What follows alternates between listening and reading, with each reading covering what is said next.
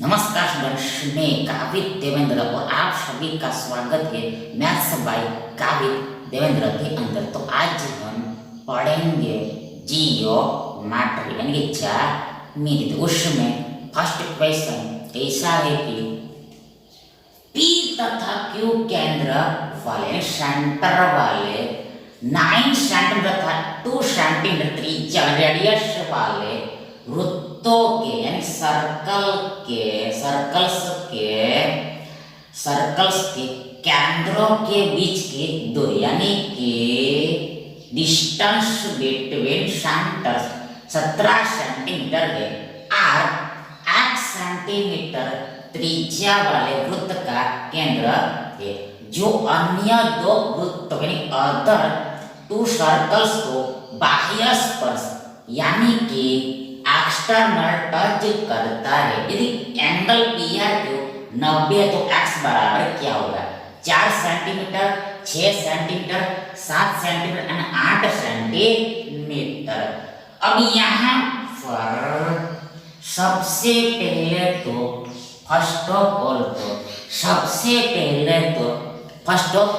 देखो सी लो हमें 2 सर्कल्स लेने हैं। देखो, पहला सर्कल का केंद्र P है, दूसरे सर्कल का केंद्र Q है।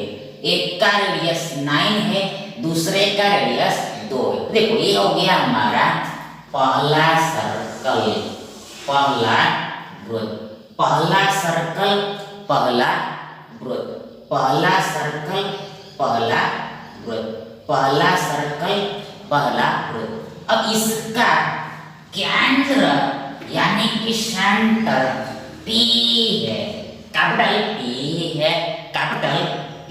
आगे देखो, दूसरा एक सर्कल लेना है, दूसरा एक सर्कल लेना। देखो, एक 9 का है, दूसरा 2 का है। देखो आगे बोला है। देखो P तथा Q केंद्र वाले 9 सेंटीमीटर तथा 2 सेंटीमीटर त्रिज्या वाले वृत्तों के केंद्रों के बीच की दूरी 17 सेंटीमीटर है और एक सेंटीमीटर केंद्र है जो अन्य 2 वृत्तों को बाह्य स्पर्श करता है।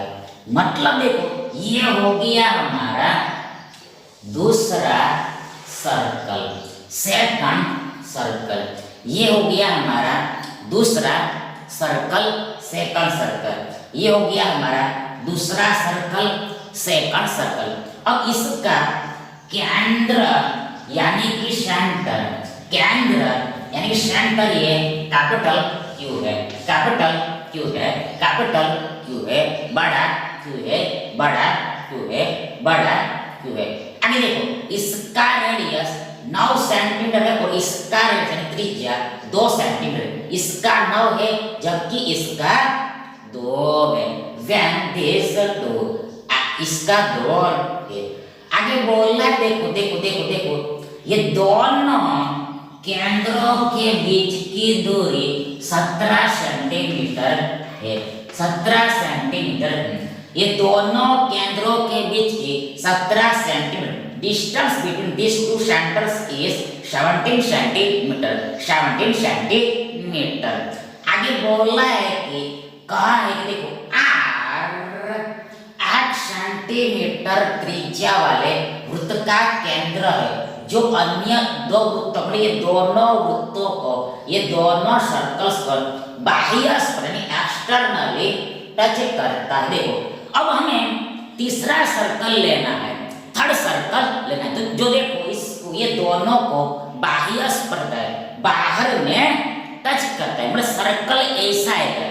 तीसरा सर्कल ऐसा आएगा, तीसरा सर्कल ऐसा आएगा, तीसरा सर्कल ऐसा है। देखो, ये सर्कल इसको यहाँ पर छू रहा है, टच कर रहा है, और ये सर्कल इसको भी यहाँ पर छू रहा है, टच कर रहा है। तो तीसरा सर्कल हमें ऐसा लेना जो ये दोनों वृत्तों को बाहर में, आउट साइड में सिर्फ टच करे छुए, टच करे छुए, टच करे छुए, टच करे छुए, टच करे छुए, टच करे छुए। अब इसका सेंटर यानी कि केंद्र कैपिटल इसका सेंटर कैपिटल आर है। ये थर्ड सर्कल का केंद्र सेंटर कैपिटल आर है, कैपिटल आर है, बड़ा आर है। अब इसका थर्ड सर्कल का देखो, अब यहाँ पर हम क्या करते हैं, ये पी एंड आर को ज्वाइंट करते हैं, ये पी एंड आर को ज्वाइंट करते हैं। और आगे सिमिलरली ये पी एंड क्यू को ज्वाइंट करते हैं। पी एंड देखो हमने पी एंड आर को ज्वाइंट किया एंड आर एंड क्यू को ज्वाइंट किया। ये दो लाइन हमने खींची, ज्वाइंट किया, जोड़ा। अब यहाँ पर देखो, यहाँ पर इस वृत्त का त्रिज्या 9 सेंटीमीटर है, मतलब इतनी दूरी 9 है। यहाँ से लेकर यहाँ तक है, यहाँ से लेकर यहाँ तक की दूरी 9 सेंटीमीटर है, ये इसका त्रिज्या होगा। आगे सिमिलर देखो, यहाँ पर इस सर्कल का त्रिज्या 2 है, मतलब यहाँ से लेकर यहाँ तक, यहाँ से लेकर यहाँ तक की दूरी 2 सेंटीमीटर है, 2 सेंटीमीटर है, 2 सेंटीमीटर है, 2 सेंटीमीटर, 2 इसका त्रिज्या है। अब ये थर्ड सर्कल का त्रिज्या यानी x सेंटीमीटर है, x सेंटीमीटर है, x मतलब यहाँ पर यहाँ से लेकर यहाँ तक की दूरी x है। सिमिलरली यहाँ से लेकर यहाँ तक की दूरी x है, यहाँ से लेकर यहाँ तक दूरी x है। सिमिलरली यहाँ से लेकर यहाँ तक की दूरी x है। ये दोनों त्रिज्या है, ये थर्ड सर्कल का त्रिज्या x दिया हुआ है। मतलब यहाँ पर ये जो PR है ये टोटल 9 प्लस x होगा। सिमिलरली ये RQ ये x प्लस 2 होगा एंड ये PQ तो 17 सेंटीमीटर है, ये है। अब यहाँ पर आगे बोला है कि कहा है कि देखो यहाँ पर एंगल PRQ, एंगल PRQ यानी ये वाला एंगल यहाँ पर 90 का है, 90 का है। देखो एंगल PRQ चाहे तो QRP, ये वाला एंगल 90 का है, 90 का है। अब हमें निकालना है x क्या है, x क्या है, x क्या है, what will be x, what will be this x। मतलब हमें ये थर्ड सर्कल का रेडियस निकालना है। तीसरे वृत्त का हमें त्रिज्या निकालना है। कैसे निकलेगा, हाउ तो देखो यहाँ पर ये जो ट्रायंगल बन रहा है, ये ट्रायंगल PRQ समकोण त्रिभुज है, राइट एंगल ट्रायंगल। फिर से कर, ये त्रिभुज है तो ये समकोण त्रिभुज है, राइट एंगल ट्रायंगल। देखो इसमें एक कोण 90 का है, इसलिए 90 डिग्री का है इसलिए। तो यहाँ पर सीधी सी बात है कि देखो यहाँ पर हम अब पाइथागोरस प्रमेय लगेगा, पाइथागोरस थ्योरम लगेगा। देखो यहाँ पर देखो सबसे पहले देखो 90 के सामने वाली भुजा कर्ण कहलाती है, हाइपोटेनस कहलाती है। 90 के सामने वाली ऑपोजिट साइड को कर्ण है, हाइपोटेनस। यानी यहाँ पर ये PQ कर्ण है, हाइपोटेनस है, ये PQ कर्ण है, हाइपोटेनस। अब यहाँ पर पाइथागोरस जी ये बोलते हैं कि ये कहते देखो कर्ण का वर्ग मतलब PQ का वर्ग बराबर इक्वल अन्य दो भुजाओं के, मतलब ये PR एंड RQ के वर्ग के सम के बराबर होता है। फिर से एक बार देखो, ये जो कर्ण है तो इसका वर्ग बाकी की दो साइड्स के मतलब PR एंड RQ के वर्ग एंड स्क्वायर के एडिशन के बराबर, सम के इक्वल ही होता है। ऐसा पाइथागोरस जी ने कहा। तो अब यहाँ पर सिर्फ वैल्यू पुट करने को यहाँ पर x का वैल्यू मिल जाए। इसमें से हमें क्वाड्रेटिक इक्वेशन मिलेगा, द्विघात समीकरण मिलेगा, उसको हमें हल करना पड़ेगा, सॉल्व करना पड़ेगा। तो यहाँ पर आगे therefore यहाँ पर PQ, तो PQ 17 है, 17 का वर्ग 289 होता बढ़ रहा है। यहाँ पर पी आर, तो पी आर ये 9 प्लस एक्स है और यहाँ पर ये होल स्क्वायर आएगा प्लस आर क्यू ये एक्स प्लस 2 है और इसका यहाँ पर होल स्क्वायर आएगा एक्स प्लस 2 का होल स्क्वायर आएगा, हमें ऐसा मिलेगा। देयरफॉर देखो यहाँ पर 289 एज इट इज रहेगा इधर। अब यहाँ पर हमें a plus B whole square का विस्तार करना पड़ेगा, एक्सपेंशन करने। यहाँ पर ये 9 प्लस एक्स होल स्क्वायर बराबर इक्वल बराबर ये 9 का वर्ग 81। हम डायरेक्ट लिख देते, आपको पता है बेसिक चीजें। देखो यहाँ पर 9 का वर्ग 81 आएगा प्लस बीच में 2 गुणा 9 गुणा x प्लस 9 गुनी 18x और लास्ट में प्लस x स्क्वायर आएगा। ये इसका विस्तार यानी एक्सपेंशन होगा, ये इसका विस्तार एक्सपेंशन होगा प्लस देखो यहाँ पर बीच में प्लस है इसलिए आगे के चिन्ह बदलने नहीं पड़ेगा। यहाँ पर बीच में प्लस है इसलिए अंदर के चिन्ह चेंज हो गए नहीं, इसलिए देखो यहाँ पर आप ब्रैकेट नहीं लिखोगे तभी चलेगा, कोई चिन्ह नहीं बदलने वाले इसलिए। अब यहाँ पर x प्लस 2 होल स्क्वायर का विस्तार में एक्सपेंड देखो यहाँ पर x स्क्वायर प्लस 2 दूनी 4x प्लस 2 का वर्ग 4 होगा x स्क्वायर प्लस 2 गुणा x गुणा 2 दूनी 4x और लास्ट में प्लस 2 का वर्ग 4, यानी ये हमें मिलेगा। आगे देयरफॉर देखो यहाँ पर हियर आगे में देखो यहाँ पर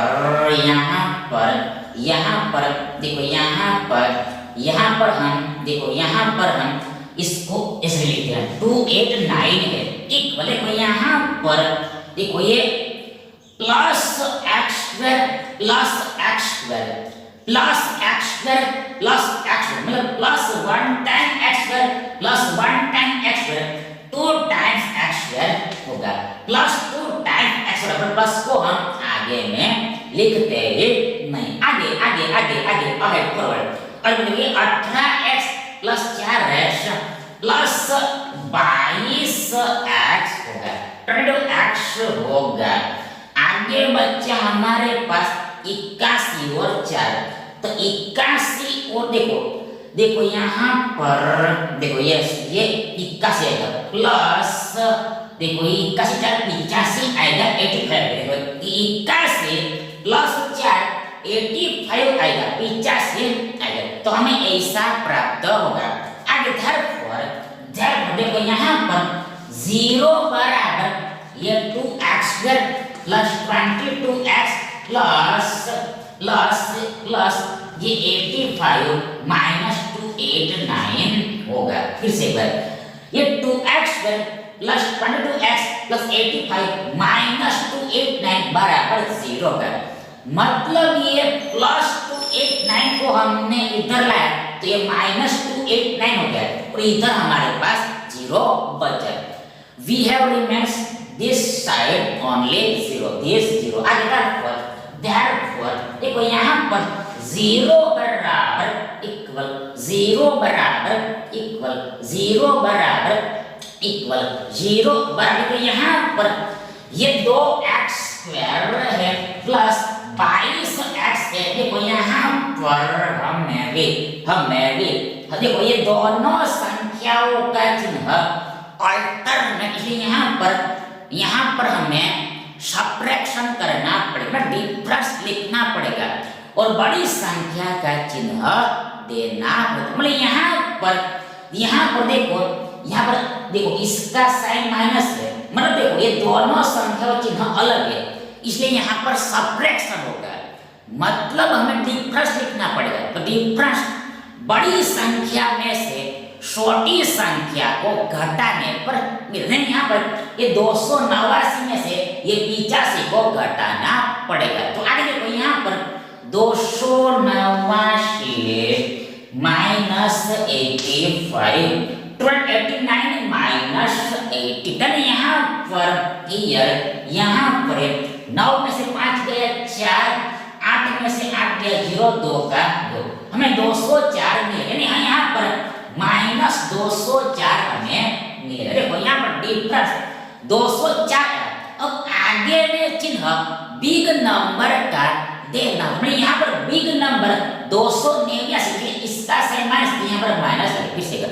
यहाँ पर डिफरेंस 204 है और आगे में हमें बड़ी संख्या का चिन्ह देना होता है। यानी यहाँ पर बड़ी संख्या ये 289, इसका साइन माइनस, तो आगे में माइनस लगे, दैट इज प्लस 85 प्लस 289, यानी माइनस 289 प्लस 85 इक्वल बराबर माइनस 204 होगा, माइनस 204, तो हमें ऐसा प्राप्त होगा।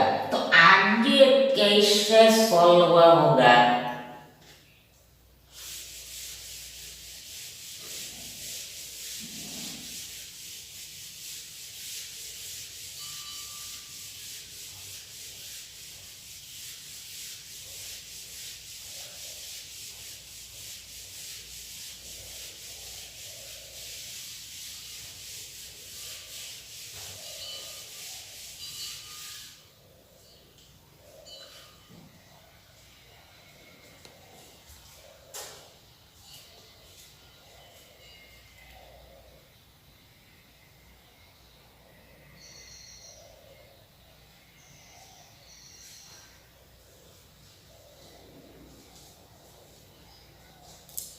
अब आगे देखो, therefore देखो यहाँ पर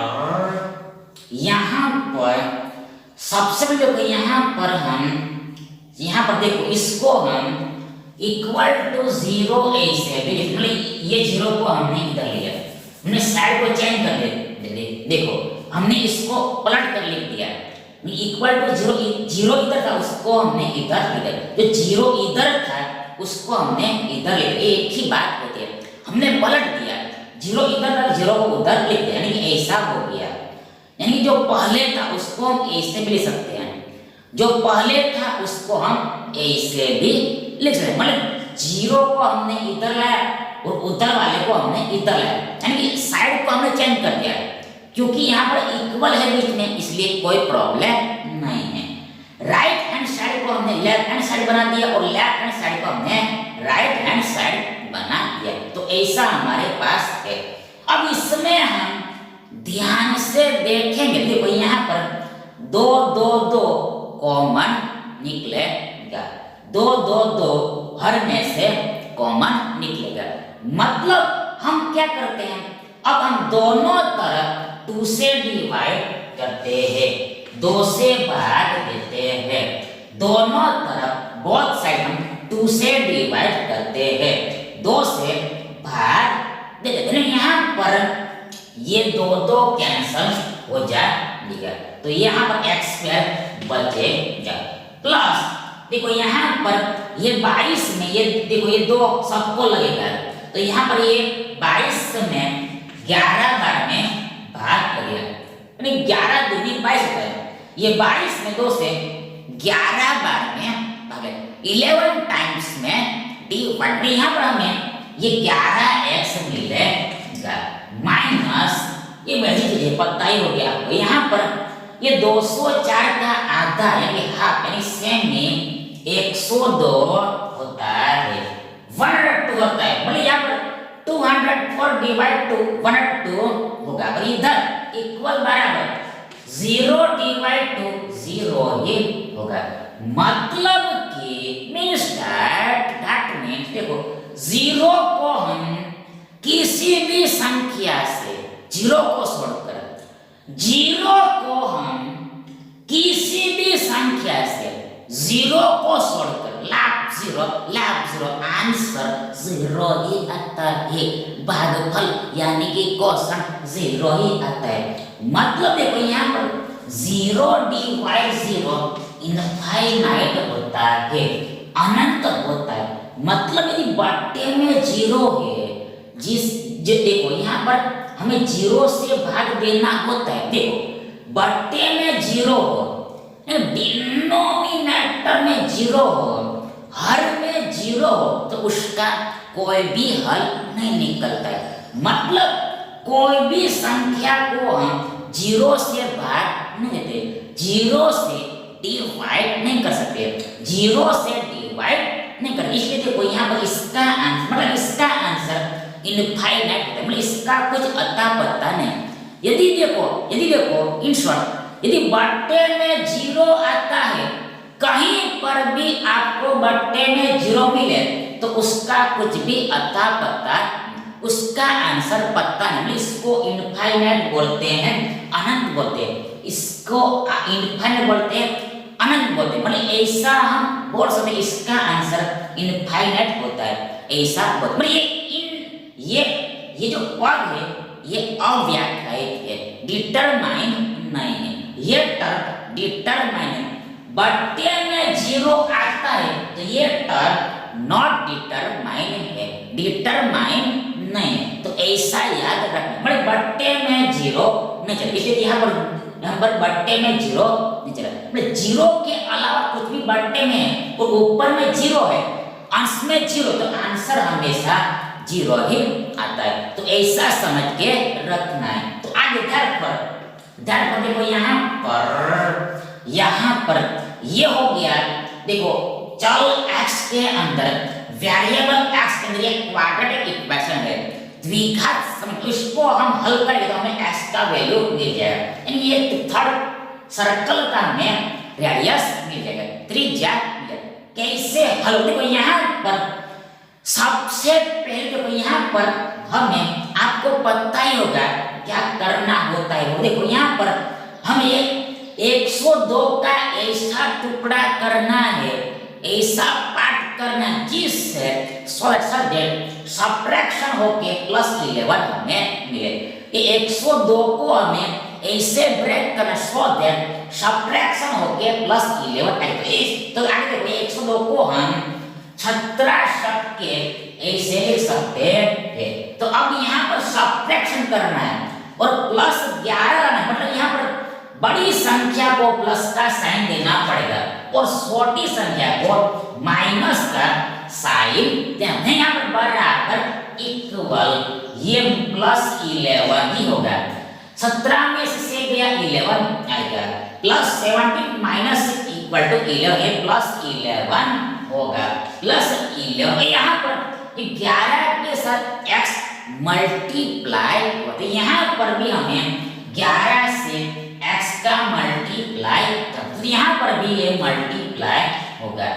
ये दोनों के साथ भी x का मल्टीप्लाई होते, फिर से यहाँ पर हमें +11x की वैल्यू लिखनी है, यहाँ पर हमें +11x की वैल्यू पुट करनी है। देखो यहाँ पर 11 ही नहीं x भी है, मतलब यहाँ पर 11 को हमने x के साथ मल्टीप्लाई करना, इधर भी x के साथ मल्टीप्लाई करना, मतलब ये दोनों पद को इधर भी मल्टीप्लाई करना पड़ेगा। In short +17x minus 6x बराबर +11x होगा। अब इसका वैल्यू यहाँ पर रख दें जिससे ये सॉल्व हो जाएगा, हल हो जाएगा। यहाँ पर ये x² का x आगे +11x +11, इसके बराबर हम +17x माइनस 6x लिख लें। ये मेथड होता है सॉल्व करने का, हल करने का। देखो ये +17x माइनस x हमने ये इसके बराबर लिख दिया। अब यहाँ पर इसको आप पहले भी लिख सकते हो और इसको आप बाद में भी लिख सकते। यहाँ पर ऑर्डर का इंपॉर्टेंस नहीं है, क्रम का महत्व नहीं है।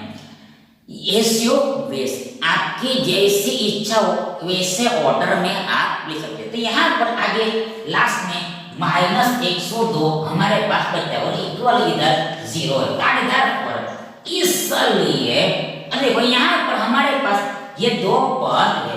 अब ये दोनों पद में से, मतलब यहाँ पर दो पद में से कॉमन निकालना होता है। ये दो पद में से कॉमन निकालना होता है और ये दो पद में से कॉमन निकालना होता है। तो आगे देखो ये दोनों पद में से ये x कॉमन यानी अब पहले में x बचेगा प्लस दूसरे में 17 बचेगा। भाई x गुणा x प्लस 17 बराबर x स्क्वायर प्लस 17x होगा। देखो यहाँ पर जैसे ही हम आगे गए हमें पहले ही माइनस दिखाई दिया, यहाँ पर पहले ही हमें माइनस दिखा, मतलब यहाँ पर माइनस भी कॉमन निकलेगा, माइनस भी कॉमन निकलेगा और संख्या में 6 कॉमन निकलेगा, मतलब ये दोनों में से -6 कॉमन निकलेगा। ऋणात्मक से उभय निष्ठ, यहाँ पर पहले पद में फर्स्ट टर्म में हमारे पास ये x बचेगा और प्लस दूसरे में हमारे पास 17 बचेगा। फिर से देखो यहाँ पर हमारे पास पहला पद -6 है जिसमें से हमने -6 कॉमन लिया तो इधर x बचा और ये -102 में से हमने -6 कॉमन लिया तो ये माइनस प्लस हो गया, चिन्ह बदल गया और 102 में से हमने 6 निकाल, यहाँ 17 बच रहा है, 17 से 102 होता है, 17 से 102 होता है, यानी -6 गुणा x प्लस 17 बराबर -x माइनस 102 होता है, तो इक्वल इधर 0 है। तो आगे क्या होगा, आगे क्या होगा, what will be, what would be, what should be, what should be, what will, देखो से लो, देखो से लो, देखो से लो, देखो यहाँ पे देखो देखो देखो अब यहाँ पर फिर से यही काम करना है, मतलब अगेन हमारे पास ये दो पद है, टू टर्म्स है, इसमें फिर से x प्लस 17 कॉमन निकलेगा, x प्लस 17 कॉमन निकलेगा, उभय निष्ठ। यहाँ पर ये पहले में हमारे पास ये x बच जाए, दूसरे में हमारे पास ये -6 बच जाए, ठीक है, x प्लस 17 कॉमन बाहर तो पहले में x बच जाए, दूसरे में -6 बच जाए और इक्वल ये 0 है, 0 है। अब क्या होगा, अब कभी यहाँ पर देखो एक कॉन्सेप्ट याद करके रखना, देखो यदि AB बराबर 0 है, मतलब दो संख्याओं का गुणा 0 हो रहा है, इसका मतलब ये होता है कि इसका मीनिंग ये होता है, देखो यदि इसका मतलब ये होता है कि या तो ये a बराबर 0 होगा या तो ये b बराबर 0 होगा। ab equal to 0 then a equal to 0 और b इक्वल टू 0, मतलब एटलीस्ट एक संख्या 0 होगा तभी ये गुणा 0 होगा। अगर a 0 मतलब देखो यहाँ पर एटलीस्ट एक संख्या 0 तो ये गुणा 0 होता है, मतलब यहाँ पर a बराबर 0 होगा तो भी चलेगा और b बराबर 0 होगा तो भी या फिर दोनों ही 0 होगा तो भी चलेगा, a बराबर 0 होगा तो भी चलेगा या फिर b बराबर 0 तो भी चलेगा या फिर दोनों ही 0 होगा तो भी चलेगा, मतलब एटलीस्ट को कंपल्सरी 0 होना ही होता है। तो इसको हम बोल सकते हैं कि a बराबर 0 होना चाहिए या फिर b बराबर 0 होना, एटलीस्ट एक को 0 होना ही है। तो यहाँ पर मतलब इन शॉर्ट ab बराबर 0 होता है तो a बराबर 0 हो सकता है या फिर b बराबर 0 भी हो सकता है। तो यहाँ पर इसके हिसाब से देखो यहाँ पर ये x प्लस 17 बराबर 0 होगा और या फिर ये x माइनस 6 भी 0 हो सकता है, ये दोनों का गुणा 0 है तो इसका मतलब ये हुआ कि ये x प्लस 17 भी 0 हो सकता है या फिर x माइनस 6 भी 0 हो सकता है, कुछ भी हो सकता है। तो आगे देखो यहाँ पर ये x बराबर 0 माइनस 17 होगा और इधर ये x बराबर 0 प्लस 6 कैसे, यहाँ पर देखो x बराबर 0 माइनस 17 होगा प्लस 17 इधर माइनस करेगा, चिन्ह बदला और यहाँ पर x बराबर 0 प्लस 6 -6 उधर प्लस चिन्ह बदला। तो आगे x बराबर 0 -17 ही होता है। मतलब 0 का कुछ भी असर यानी कोई भी इफेक्ट ये -17 को होगा ही नहीं। ये -17 एज इट इज रहेगा। तो आगे और या और ये देखो x बराबर 0 + 6 होता है। 0 + 6 मतलब यहाँ पर भी 0 का कोई भी असर यानी कोई भी इफेक्ट ये +6 को होगा ही, यानी कि देखो ये +6 का +6 ही रहेगा, धनात्मक 6 का धनात्मक सही रहेगा। पर आगे में हम प्लस को लिखते ही नहीं, आगे में प्लस को हम लिखते ही नहीं है। मतलब देखो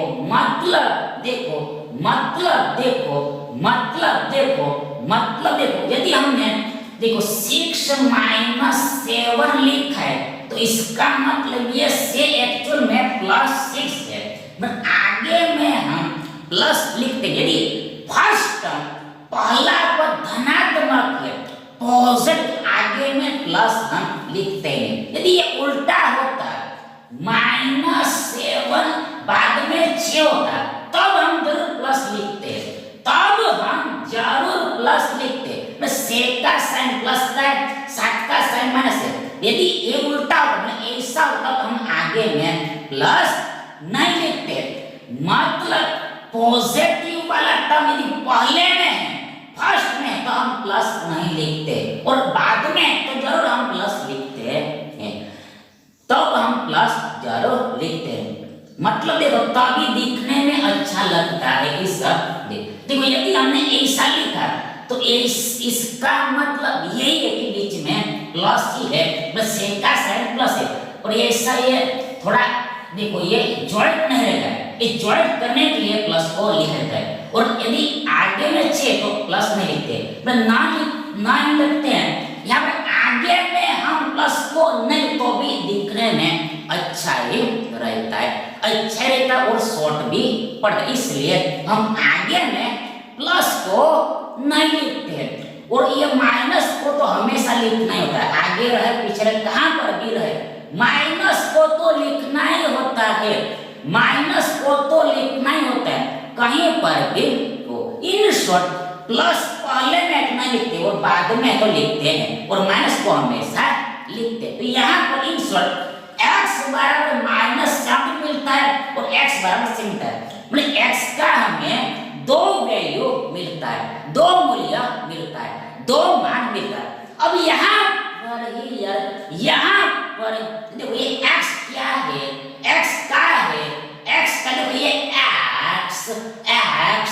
त्रिज्या है, रेडियस है, त्रिज्या है। अब आपने कभी सुना है कि त्रिज्या माइनस में है ऋणात्मक है? त्रिज्या देखो माइनस में यानी ऋणात्मक में नहीं होती है, त्रिज्या यानी डिस्टेंस अंतर नेगेटिव में नहीं होता है, माइनस में नहीं होता है। मतलब ये x बराबर -17 संभव नहीं है, पॉसिबल नहीं, मतलब ये पॉसिबल है, ये संभव है। दैट इज x का मान यानी वैल्यू से होगा, यानी कि दैट इज यानी ये थर्ड सर्कल का रेडियस यानी त्रिज्या देखो से लो ये 6 सेंटीमीटर होगा, 6 सेंटीमीटर होगा। यानी ये विकल्प भी हमारा सही विकल्प होगा। प्रश्न देखिए, ओ केंद्र वाले वृत्त का चाप यानी कि ABC केंद्र सेंटर पर सेंटर 130 डिग्री का एंगल है, कौन बनाता है? मैक्स 130 डिग्री एंगल AB को भी तक बढ़ाया गया है, इंक्रीज किया गया है, एक्सपांड किया गया है। आगे तब देन एंगल P पीबीसी क्या होगा 75, 70, 65 एंड 80। देखो अब यहाँ पर हमें एक वृत्त लेना है जिसका केंद्र ओ है। देखो ये हो गया हमारा वृत्त यानी कि सर्कल, ये हो गया हमारा वृत्त यानी कि सर्कल, ये हो गया हमारा वृत्त यानी कि सर्कल। अब इसका केंद्र यानी सेंटर ओ है, केंद्र यानी सेंटर ओ है। आगे यहाँ पर हमें चाप एबीसी लेना है। आप एबीसी लेना, यहाँ पर देखो, यहाँ पर देखो हमने देखो यहाँ पर नाम दिया ए, यहाँ पर नाम दिया हमने बी, यहाँ पर हमने नाम दिया सी। तो देखो ये हमारा चाप एबीसी हो गया। देखो यहाँ पर हमने नाम ए दिया, देखो इस बिंदु पर नाम हमने ए दिया, इस बिंदु पर नाम हमने बी दिया, इस पर हमने सी दिया। तो ये हमारा चाप एबीसी हो गया, चाप एबीसी हो गया, आर्क एबीसी हो गया, आर्क एबीसी। मतलब चाप ये एसी है, ये एक्चुअल में चाप एसी है, पर यहाँ पर बीच में बी लेना है ऐसा बोला है, दिया है। ये एक्चुअल में चाप एसी है, इस में बीच का बिंदु को हम अक्षर में लिखते, पर यहाँ पर दिया है तो लिखना पड़ेगा, तो इसका इस्तेमाल है। इसलिए बीच में एक एक्स्ट्रा पॉइंट दिया है, बीच में एक्स्ट्रा बिंदु दिया है, बीच में मिड में मतलब कहीं पर भी बिटवीन में एक पॉइंट भी दिया है। ये चाप एबीसी हो गया, आर्क एबीसी यानी चाप ए एसी है, चाप एसी है। अब यहाँ पर ये चाप एसी यानी चाप एबीसी ये केंद्र पर यानी सेंटर पर 130 का एंगल बनाता है। तो ये एंगल 130 का है, 130 का है, 130 का है, 130 का है, 130 फिर से ये चाप एबीसी यानी चाप एसी केंद्र पर यानी सेंटर पर 130 का कोण बनाता है। मतलब एंगल एओसी चाहे तो सीओए, एओसी को चाहे सीओए 130 का है, 130 का है, 130 का 130 का है। देखो यहाँ पर ये एंगल 130 का है, इसलिए कोई ये थोड़ा बड़ा आएगा, गैप थोड़ा बड़ा है। देखो यदि ऐसा स्ट्रेट लाइन होता है मतलब एंगल 180 का होता है, यहाँ पर देखो देखो देखो देखो देखो देखो देखो देखो यदि ऐसा सीधा लाइन होता तो यहाँ पर एंगल 180 का बनता है, और 130 180 के बहुत ही करीब है, नजदीक में है, पास में, इसलिए यहाँ पर 130 का एंगल यहाँ पर नजदीक में ही बनेगा। इस और कहना ये कि यहाँ पर गैप ज्यादा बनेगा तो ये एंगल बड़ा है, इसलिए ये कोण बड़ा है इसलिए। तो ये भी ध्यान में रखना होता है, कई सारी चीजें ध्यान में रखनी तभी अच्छे से यानी सही डायग्राम बनेगा। अब आगे दूसरा बोला है कि AB को P तक बढ़ाया गया है, मतलब यहाँ पर A एंड B को हमें ज्वाइंट करना पड़ेगा कि A एंड B को हमने मिला दिया। अब AB को P तक बढ़ाना है, मतलब ये हमने बढ़ा दिया, तो यहाँ कहीं पर P बिंदु है, P पॉइंट है, ऐसा दिया है। आगे बोला है कि एंगल PBC क्या होगा, PBC, तो यहाँ पर C एंड B को मिलाना है, B एंड C को जो यहाँ पर एंगल PBC ये एंगल पूरा सर्कल को ध्यान में नहीं लेना है, सर्कल को ध्यान में नहीं लेना है। देखो यहाँ पर एंगल PBC ये पूरा एंगल, ये दोनों लाइन के बीच का एंगल, दोनों रेखा के बीच का कोण एंगल ये PBC, चाहे तो CBP, ये एंगल हमें निकालना है। कैसे निकलेगा? हम देखो यहाँ पर अब हम जादू करते हैं, मैजिक करते हैं। यहाँ देखो इस साइड में ये ऑपोजिशन, देखो यहाँ कहीं पर हम एक बिंदु D लेते हैं, पॉइंट D लेते हैं, पॉइंट D लेते हैं, बिंदु D लेते हैं, यहाँ पर ये A एंड D को ज्वाइन करते हैं, also ये B एंड C को भी ज्वाइन करते हैं।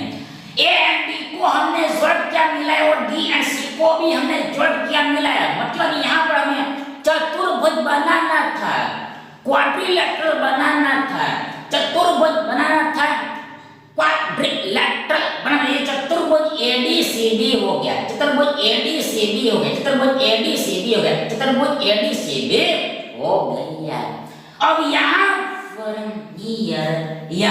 पर फिर से कॉन्सेप्ट याद करके रखने, देखो ये चाप एक ही चाप द्वारा, एक ही चाप द्वारा, एक ही आर्क द्वारा केंद्र पर बनाया कौन, बनाया गया कौन, परिधि के ऊपर बनाए गए कोण का दुगना होता है, ट्वाइस होता है। फिर से एक ही चाप से, एक ही आर्क से केंद्र पर बनाया गया कोण परिधि के ऊपर बनाए गए कोण का दुगना होता है, ट्वाइस होता है। मतलब यहाँ पर एक ही चाप यानी एक ही आर्क, ये एबीसी है, मतलब एसी है, और ये एसी ये ओ पर केंद्र पर 130 का एंगल बनाता है, और यही चाप यानी एसी देखो यहाँ पर सर्कमफेरेंस के ऊपर, परिधि के ऊपर, वृत्त के ऊपर देखो ये एंगल बनाता है, ये एंगल बनाता है, ये एसी यहाँ पर परिधि के ऊपर ये एंगल बनाता है, एडीसी एंगल बनाता है, सीडीए एंगल बनता है, एडीसी एंगल बनता है, सीडीए एंगल बनता है, यानी ये एंगल बनता है, ये कोण बनता है, और ये जो कोण होता है इसका आधा होता है, यानी उल्टा, ये इसका दुगना होता है, केंद्र वाला दुगना होता है, टू फोल्ड होता है, डबल होता है, ये वाला आधा है। यहाँ पर 130 है तो यहाँ पर 65 होगा, 65 डिग्री। देखो यहाँ 130 है, केंद्र पर 130 है तो यहाँ पर परिधि के ऊपर 65 होगा, मतलब 65 का दुगना 130 होता है, 130 होता है, 130 होता है। अब हमें भी ये एंगल आउट करना है, बात तो यहीं की यहीं पर ही है। तब यहाँ पर हम फिर से अगेन ये चतुर्भुज को ध्यान से देखते हैं। देखो यहाँ पर ये क्वाड्रिलेटरल को हम अटेंशन से देखते हैं। देखो सीलो, ये चतुर्भुज चक्रीय चतुर्भुज है, साइक्लिक क्वाड्रिलेटरल है, यानी सर्कुलर क्वाड्रिलेटरल है। तो देखो यहाँ पर ये चतुर्भुज के चारों की चारों वर्टेक्स वृत्त के ऊपर है, वृत्त के परिधि के ऊपर है, सर्कल के सर्कमफेरेंस पर है। मतलब ऐसा कोई चतुर्भुज हो जिसके चारों वर्टेक्स वृत्त के ऊपर हो, वृत्त की परिधि के ऊपर, तो उसको चक्रीय चतुर्भुज बोलते हैं, साइक्लिक क्वाड्रिलेटरल बनते हैं। इन शॉर्ट सर्कल के अंदर चतुर्भुज है, उस चतुर्भुज को चक्रीय चतुर्भुज बोलते हैं, साइक्लिक क्वाड्रिलेटरल। यहाँ पर ये साइक्लिक क्वाड्रिलेटरल है, चक्रीय चतुर्भुज है, और इसका स्पेशल प्रॉपर्टी होता है कि खास गुणधर्म होता है। देखो आमने सामने 180 ऑपोजिट एंगल का एडिशन 180 होता है, 180 होता है। ये एंगल और ये एंगल का योग 180 है। सिमिलर है, ये एंगल का योग 180 है। यहाँ पर angle DAP plus angle DCP बराबर 180 है। Similar angle ADC plus angle ABC, यानी ये एंगल ये कोण 180 है। सामने ऑपोजिट एंगल का योग 180, मतलब यहाँ पर एंगल ADC और एंगल ABC, मतलब ये वाले एंगल और ये वाले एंगल का, ये वाले एंगल यानी ये वाले एंगल का ABC, ये दोनों का योग यानी एडिशन सम 180 होगा। तो यहाँ पर 65, यहाँ पर भी 65 ही होगा। 65 प्लस 65, 65 प्लस 65 180 ही तो होता है, 180 ही तो होता है, 180 ही तो होता है, 180 तो होता है। अब यहाँ पर ये एंगल ABC 65 हो गया, हमें निकालना है PBC यानी CBP। कैसे निकलेगा? हाउ तो देखो यहाँ पर ये एक पूरा स्ट्रेट लाइन है और एक साइड के देखो ये एक स्ट्रेट लाइन है, सीधी रेखा है, और इस हमें पता है कि एक तरफ का पूरा एंगल, एक तरफ का पूरा एंगल कंप्लीट एंगल 180 का ही होता है, 180 का ही होता है। ये 65 है तो फिर से अगेन ये भी 65 का ही होगा। फिर से एक बार लाइन के स्ट्रेट लाइन के एक तरफ का पूरा कोण कंप्लीट एंगल 180 का होता है। यहाँ पर ये इतना 65 है तो इतना भी 65 है, 65 प्लस 65, 65 प्लस 65 ये पूरा एंगल 180 होगा, 180 होता है। इन शॉर्ट यहाँ पर शॉर्टकट ये होता है कि शॉर्टकट ये होता, देखो मतलब देखो शॉर्टकट कहां पर होता है, देखो यदि ऐसा साइक्लिक क्वाड्रिलेटरल हो तब, चक्रीय चतुर्भुज हो तब, मतलब इसमें हमने देखो ये चतुर्भुज की एक साइड को हमने विस्तार किया, लंबाया, एक्सटेंड किया, इंक्रीज किया, तो देखो यहाँ पर ऐसा बाहरी कोण बनता है, एक्सटर्नल एंगल बनता है जो ये ऑपोजिट के बराबर ही होता है, सामने वाले के बराबर ही होता है, ऑपोजिट इंटरनल एंगल के बराबर है, ये 65 है, ये भी 65 होता है। फिर से यहाँ पर शॉर्टकट में कॉन्सेप्ट लगता है, इसका हमें डिटेल कैसा बता डिटेल में भी हमने बता दिया है, डिटेल में भी हमने प्रूफ करके बता दिया। देखो यहाँ पर शॉर्टकट, देखो यहाँ पर शॉर्टकट, देखो यहाँ पर यदि चक्रीय चतुर्भुज है तो चक्रीय चतुर्भुज में यदि हमने एक साइड को लंबाया है, एक्सटेंड किया, यानी यहाँ पर ऐसा बाहरी कोण बनेगा, तो बाहरी कोण अंदर के कोण के और सामने वाला के इक्वल होता है, अंदर के कोण और सामने वाला, इसके सामने वाला के बराबर होता है। ये 65 है, ये भी 65, ये 65 है तो ये 65 ही होगा, मतलब यहाँ पर ये बाई चांस भाग जो ये सब सेम आ गया है, ये सब सेम आ गया है।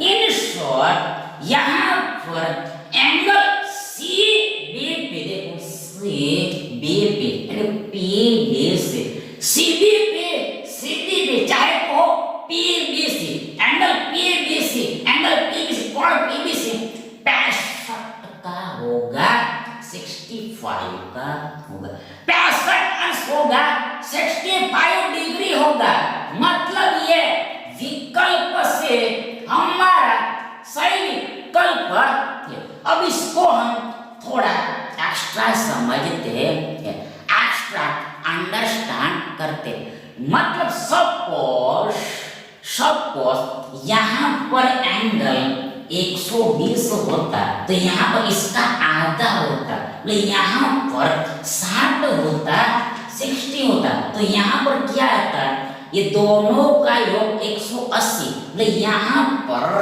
100 क्या आता, यहाँ पर क्या आता, देखो यहाँ पर क्या आता, यहाँ पर हियर देखो यहाँ पर 180 होता है, यहाँ पर 120 आता, देखो यहाँ पे से बात, यहाँ पर हमने मान लिया, देखो यहाँ पर हमने 120 लिया तो यहाँ पर आधा होता है, तो यहाँ पर 120 का आधा, 120 का आधा 60, तो यहाँ पर 60 है तो इसका दुगना यहाँ पर 120, ये 60 है, 60 है, 60 है, 60 है, तब यहाँ पर ये दोनों कोण का योग 180 होता है, यहाँ पर ये 60 है तो ये एंगल देखो सी लो, देखो सी लो, देखो सी लो, 120 का होगा, 120 का होगा, 120 का होगा, 120 का होगा, देखो ये दोनों कोण का योग 180, यानी देखो यहाँ पर 60 है तो ये 120 होगा। अब ये 120 है तो ये कितना होगा, ये 60 होगा, 60 होगा। फिर से एक बार फिर से देखो हमने किया क्या, ये 130 के जगह पर हमने 120 लिया तो यहाँ पर आधा 60 होगा। यदि यहाँ पर 60 है तो यहाँ पर 120 होगा, मतलब 60 और 120 का योग 180 होता है। अब यहाँ पर ये 120 है, मतलब ABC 120 है तो ये 60 होगा, 60 होगा 60 होगा। ये CB यानी PB 60 होगा 60 होगा। मतलब देखो ये और ये समान ही तो है, इक्वल ही तो है, ये और ये समान ही तो इक्वल ही है, ये इक्वल ही होता है। ये जो बाहर में एंगल बनता है वो सामने वाले के इक्वल ही होता है, बाहर का एंगल सामने वाले के बराबर होता है। ये हम इतना स्टेप घटा सकते हैं, इतना स्टेप हम कम कर सकते, ऐसा समझना है।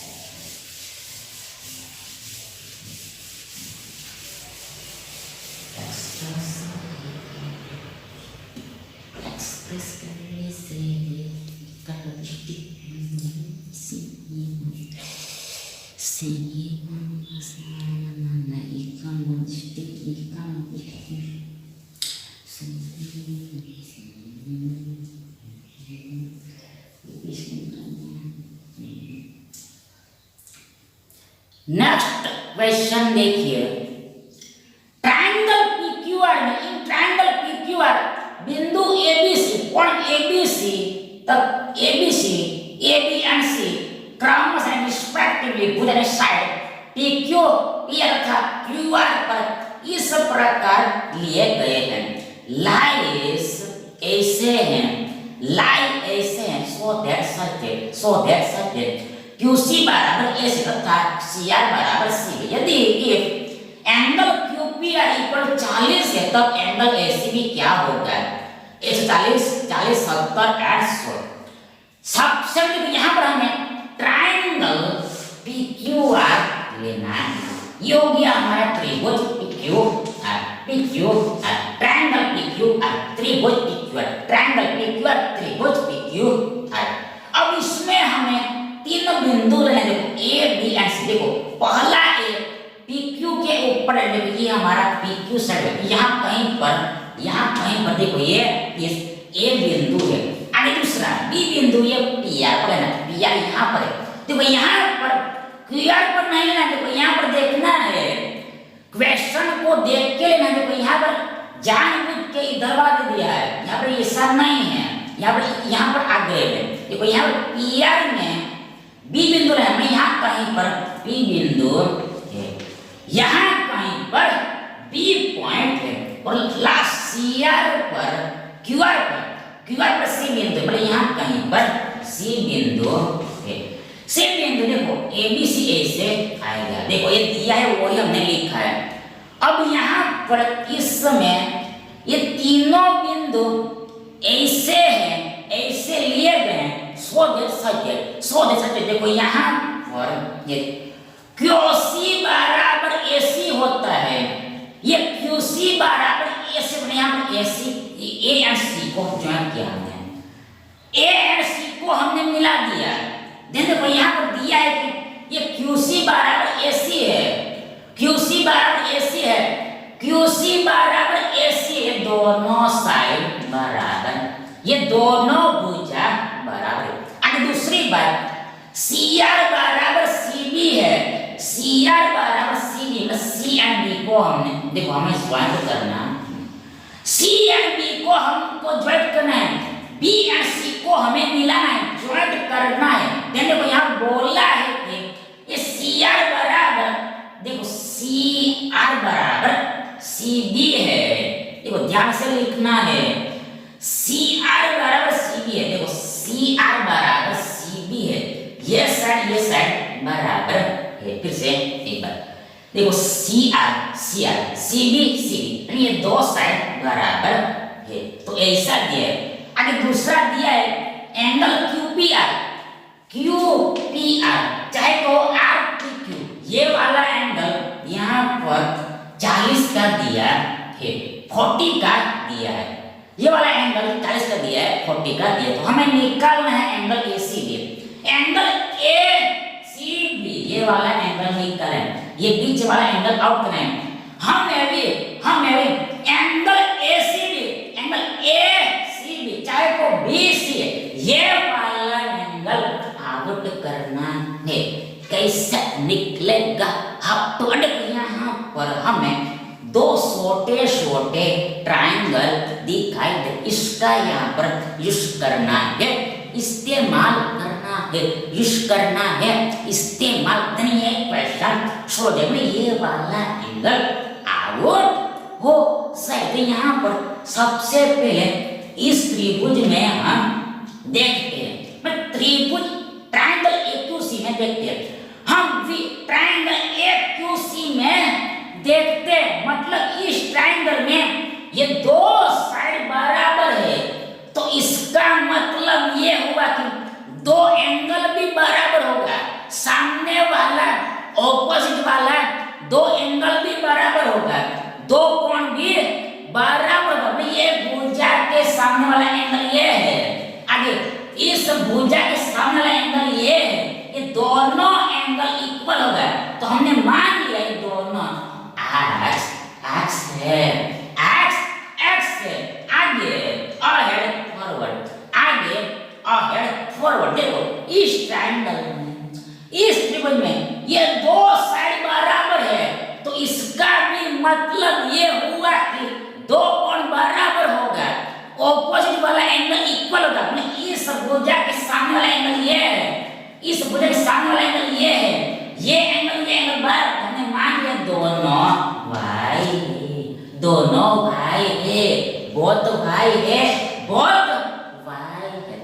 अब यहाँ पर हमें ये एंगल निकालना है। अब हमें पता है कि एक लाइन के ऊपर एक तरफ का पूरा एंगल 180 का होता है, 180 का। फिर से हमें पता है कि वी नॉट दैट एक लाइन के एक तरफ का कंप्लीट एंगल, ये पूरा कोण 180 का होता है।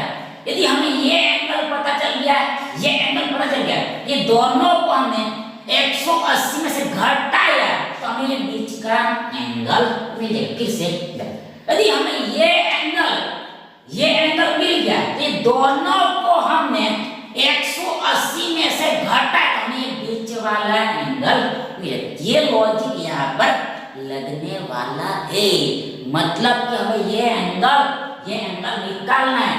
Angle ACQ and angle BCR निकालना है। कैसे निकलेगा? आराम से निकल जाएगा, कंफर्ट से निकल जाएगा। मतलब हमें पता है कि त्रिभुज के तीनों अंतःकोणों का योग, इंटरनल एंगल्स का एडिशन 180 होता है। 180 है, यहाँ पर ये x है, मतलब एक x दो x है, ये वाला एंगल 180 माइनस 2x होगा। फिर से ये एंगल x, तो ये वाला एंगल 180 माइनस 2x होगा, ये दोनों का योग 2x होगा, तो 2x को 180 में घटाना है, तो ये एंगल हमें मिल गया। सिमिलरली ये एंगल 180 माइनस 2y होगा, ये दोनों के योग को 180 में से घटाना पड़ेगा, तब ये तीसरा एंगल मिल जाएगा। तीनों कोणों का 180, ये दोनों का योग 2y, तो 2y को 180 में घटाना है, तो ये वाला एंगल BCR 180 माइनस 2y होगा। अब यहाँ पर देखो ये एंगल ACB बराबर इक्वल, ये पूरा एंगल कंप्लीट एंगल 180 है। देखो ये पूरा एंगल मतलब एंगल QCR चाहे को RC देखो पूरा एंगल मतलब एंगल QCR चाहे को RCQ QCR को RCQ ये पूरा एंगल कंप्लीट एंगल QCR यानी RCQ पूरा एंगल 180 का है जिसमें से हमें ये दोनों को घटाना है मतलब दोनों के योग को सब्ट्रैक्ट करना है दोनों की एडिशन को हमें माइनस करना है मतलब देखो हमें ये 180 डिग्री माइनस 2x प्लस ये 180 डिग्री माइनस 2x को सब्ट्रैक्ट करना है फिर से एक बार वंस अगर देखो हमें ये निकालना है ये इक्वल बार देखो 180 माइनस पहला एंगल ये वाला एंगल 180 माइनस 2x है और इधर वाला एंगल 180 माइनस 2 है ये दोनों को जोड़ के इस 180 में से घटाना ये पूरे बने एडिशन को इसमें से 180 में से सब्ट्रैक्ट करना है माइनस करना है तो आगे बराबर 180 का 180 माइनस का माइनस आगे यहाँ पर बीच में प्लस है कोई प्रॉब्लम नहीं मतलब बीच का साइन नहीं बदलेगा इधर वाला साइन चेंज नहीं बदलेगा माइनस का माइनस बैठा रहेगा तो आगे यहाँ पर 180 प्लस 180 360 होगा आगे minus 2x minus 2y 180 plus 180 360 minus 2x minus 2y तो हमें ऐसा मिलेगा आगे बराबर ये 180 का 180 आगे माइनस ये 360 है आगे यहाँ पर माइनस माइनस प्लस हो जाएगा 2x फिर से माइनस माइनस प्लस हो गया 2y हो गया ये माइनस ये सभी के साथ गुणा होगा मल्टीप्लाई यानी minus minus plus plus plus plus plus plus आएगा यानी हमें ऐसा मिलेगा तो आगे इक्वल बराबर यहाँ पर देखो ये 180 प्लस 180 है आगे में प्लस है यहाँ पर साइन अल्टरनेट है अलग अलग है तो ऐसे केस में सब्ट्रैक्शन होता है मतलब हमें डिफरेंस लिखना होता है मतलब बड़ी संख्या में से हमें छोटी संख्या को माइनस करते हुए बिग नंबर में से हमें स्मॉल नंबर को सब्ट्रैक्ट करना होता है ये 360 माइनस 180 होगा और आगे में माइनस लगेगा तो बड़ी संख्या का चिन्ह आगे में यहाँ पर बड़ी संख्या 360 इसका चिन्ह माइनस आगे में माइनस प्लस 180 माइनस 360 यानी माइनस 360 प्लस 180 माइनस 180 का माइनस 180 होगा तो आगे अहेड फॉरवर्ड आगे में अहेड में फॉरवर्ड देखो यहाँ पर हियर हमारे पास ये दो पद ये प्लस का प्लस ये प्लस का प्लस हमने लिखा अब ये दोनों पद में से दो कॉमन निकलेगा उभय निष्ठ यहाँ पर पहले में हमारे पास x बचा प्लस दूसरे में y बचा ये प्लस 2x प्लस 2y बराबर प्लस 2 गुणा x प्लस y यानी देखो ये 2 गुणा x plus y 2x plus 2y होता है यानी देखो यहाँ पर संख्या में दो कॉमन निकला जबकि साइन में प्लस कॉमन निकला पर जब भी प्लस कॉमन निकलता है तब बीच का साइन बदलता नहीं है जब माइनस का साइन कॉमन निकलता तभी अंदर का साइन बदलता है अब एक्चुअल में प्लस 2 कॉमन निकला है तो यहाँ पर अंदर में x प्लस y मिलेगा x प्लस y रिमेन्स होगा बचेगा तो हमें ऐसा मिलेगा अब आगे बात बराबर यहाँ पे ये माइनस 180 का 180 आगे ये प्लस का प्लस आगे हमें x प्लस y वैल्यू चाहिए हमें भी x प्लस y का मान चाहिए x प्लस y का वैल्यू चाहिए कैसे निकलेगा हाउ टू आउट दिस देखो यहाँ पर ये बड़े ट्रायंगल का इस्तेमाल करना पड़ेगा, क्योंकि देखो यहाँ पर ये जो x है ये x यहाँ पर है, ये जो y है तो ये y यहाँ पर है, और ये एंगल हमें पता है, गिवन है और अगर दिया इस ये तब यहाँ पर बड़े ट्रायंगल PQR